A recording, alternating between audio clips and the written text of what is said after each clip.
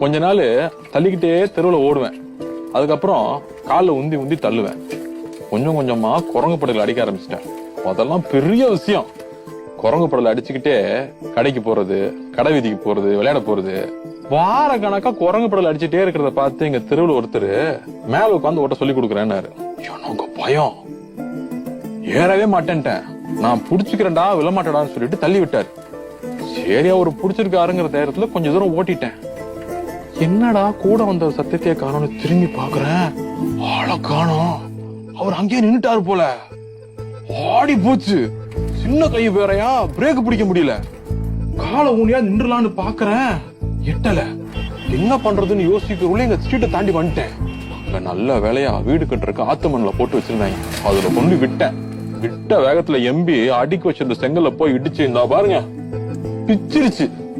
அப்ப கூட சைக்கிளுக்கு என்ன ஆச்சோன்னு தான் பயந்துட்டேன். சுத்தி இருக்கிறவங்களாம் வந்து தூக்கி விட்டு குழுமூர் கொடுத்து கொஞ்ச நேரம் உட்கார வச்சு அமுச்சு விட்டாங்க.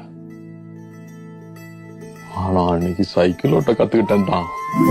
அதுக்கப்புறம் சைக்கிள் தான்.